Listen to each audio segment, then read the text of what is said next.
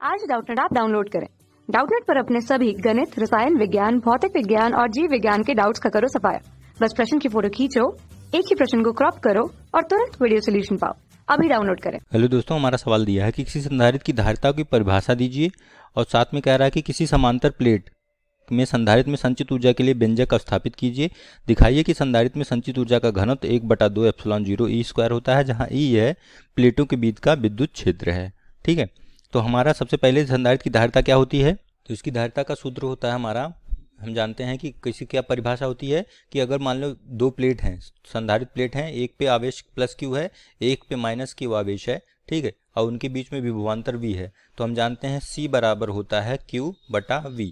यानी कि इसकी परिभाषा क्या होगी कि किसी संधारित्र की धारिता उनके एक प्लेट पे दिए गए आवेश तथा उनके बीच में, दोनों प्लेटों के बीच में विभवांतर के अनुपात को हम लोग संधारित्र की धारिता कहते हैं। ठीक है, इसका मात्रक जो होता है क्या होता है, इसका मात्रक होता है फैरेड। ठीक है, या तो इसे आप Q का मात्रक होता है कूलाम पर वोल्ट भी बोल सकते हैं। ठीक है, सॉरी, आवेश का होता है हमारा क्या, कूलाम, ठीक है, पर वोल्ट, या जनरली इसे कैसे कहते हैं, फैरेड के नाम से जानते हैं। ठीक है, अब हमसे कह रहा है कि किसी संबंधित प्लेट संधारित्र में संचित ऊर्जा के लिए व्यंजक निकालिए। तो सबसे अब उसके लिए व्यंजक निकालते हैं। तो हम जानते हैं कि हमारा अभी हमने निकाला C बराबर Q बटा V है, यानी कि हमारा यहाँ पे अगर ये निकालें V बराबर क्या होगा, Q बटा C।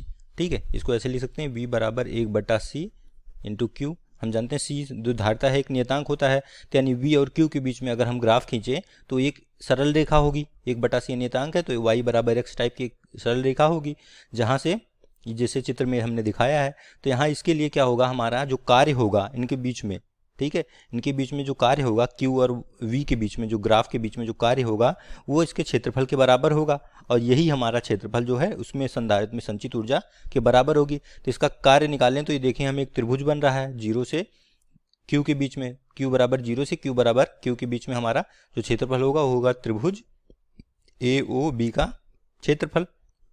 ये बराबर क्या हो जाएगा, 1/2 गुणे OB, आधार गुणे ऊंचाई AB। ठीक है, ये हो जाएगा, आधार कितना है हमारा 1/2 गुणे Q इंटू Q बटा C है, V बराबर Q बटा C है, तो ऊंचाई Q बटा C है, तो यहाँ से हो जाएगा 1/2, संचित ऊर्जा क्या हो जाएगी, सो 1/2 Q स्क्वायर बटा C, इतना जूल हो जाएगी हमारी संचित ऊर्जा। ठीक है, ये तो हमारा यही पूछ रहा था हमसे क्या होगा, इसको ऐसे भी ले सकते हैं क्योंकि हम जानते हैं, ठीक है, क्योंकि हमें पता है कि Q बराबर क्या होता है CV। ठीक है, तो इसको Q बराबर CV पुट करेंगे तो 1/U बराबर आ जाएगा आपका 1/2 CV स्क्वायर। ठीक है, या तो ऊपर वाला ले सकते हैं या तो नीचे वाला, दोनों आपका संचित ऊर्जा का सूत्र है। ठीक है, अब हमसे ये भी कह रहा है कि इसके लिए जो है ऊर्जा घनत्व दिखाइए कितना होता है। ठीक है, संचित ऊर्जा घनत्व क्या होता है, हम जानते हैं कि ऊर्जा घनत्व जो होती है प्रति एकांक आयतन की ऊर्जा को हम लोग ऊर्जा घनत्व करते हैं, यानी कि ऊर्जा को अगर हम आयतन से भाग दे दें तो जो हमें सूत्र मिलेगा वो ऊर्जा घनत्व के मिल जाएगा। तो अभी हमने निकाला है 1/2 CV स्क्वायर जो है, इसको समीकरण 1 लिख देता हूँ। अब हम जानते हैं कि इसके लिए हमारा जो संधारित्र की धारिता क्या होती है, अगर दो प्लेट हमारे दिए हुए हों, ठीक है, दो प्लेट हों और प्रत्येक प्लेट का क्षेत्रफल A हो, ठीक है, हर प्लेट का क्षेत्रफल ये हो और दोनों प्लेट के बीच की अगर दूरी d हो, तो हम जानते हैं संधारित्र की धारिता C बराबर होती है एप्सिलॉन 0 A बटा d। ठीक है, तो हम जानते हैं, अभी हमने U निकाला, तो समीकरण 1 से क्या हो जाएगा, समीकरण 1 से C का मान इसमें रख देंगे, समीकरण 1 से हो जाएगा U बराबर 1/2 CV स्क्वायर। ठीक है, तो 1/2 C का मान हो जाएगा एप्सिलॉन 0 A बटा d इंटू V स्क्वायर। ठीक है, यहाँ पे क्या करेंगे, हम जानते हैं कि विद्युत क्षेत्र की तीव्रता क्या होती है, E और विभवांतर में समानता क्या होती है कि प्लेटों के बीच जो विद्युत क्षेत्र होता है E बराबर होता है V बटा D, या V बराबर E इंटू डी लिख सकते हैं आप। ठीक है, तो यहाँ से हो जाएगा V बराबर E इंटू डी, तो इसका मान भी हम लोग इसमें रखते हैं। तो यहाँ से हमें क्या मिलेगा, यहाँ से हमें मिल जाएगा U, संचित ऊर्जा U बराबर 1/2 एप्सिलॉन 0 A बटा D गुणे V स्क्वायर हो जाएगा E स्क्वायर D स्क्वायर। ठीक है, तो एक D से एक D काट दीजिए, यहाँ बचेगा आपका 1/2 epsilon 0 A E square D, ये बच गया। ठीक है, तो ये क्या करते हैं, हम इसको हम A और D को एक साथ ले लेते हैं, तो हो जाएगा U बराबर 1/2 epsilon 0 A E, sorry A को और D को एक साथ लेते हैं, इसको लिख देते हैं E स्क्वायर।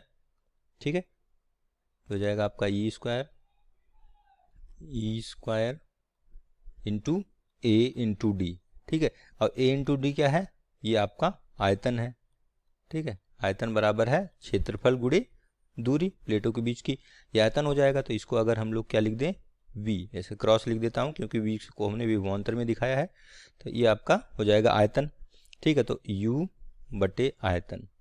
ठीक है, आयतन से इसे भाग दे दें तो हमारा क्या हो जाएगा, इसे स्मॉल u लिख देता हूँ, ये हो जाएगा 1/2 एप्सिलॉन 0 ई स्क्वायर। और यही हमारा क्या है, ऊर्जा घनत्व, क्योंकि ऊपर मैंने बताया था आपको कि प्रति एकांक आयतन, मतलब एकांक अगर हम जो ऊर्जा में क्या है आयतन से भाग दे दें तो हमें क्या मिलता है, ऊर्जा घनत्व मिलता है। और यही हमसे बोला था सिद्ध करने के लिए कि सिद्ध कीजिए। देखिए ऊपर ये हमें दिया है कि 1/2 epsilon square, epsilon into E square होता है। ठीक है, तो हमारा ये सिद्ध हो गया कि ये हमारा ऊर्जा घनत्व का सूत्र है। ठीक है, तो हमें ये ऊर्जा घनत्व मिल गया प्रति एकांक आयतन की ऊर्जा को। ठीक, ये हमारा फाइनल आंसर हो जाएगा। ठीक, कक्षा 6 से 12वीं से लेकर नीट, IIT, JEE वो एडवांस के लेवल तक 1 करोड़ से ज्यादा छात्रों का भरोसा। आज ही डाउनलोड करें डाउटनेट ऐप या व्हाट्सएप करें अपने सारे डाउट्स 8400 400 400 पर।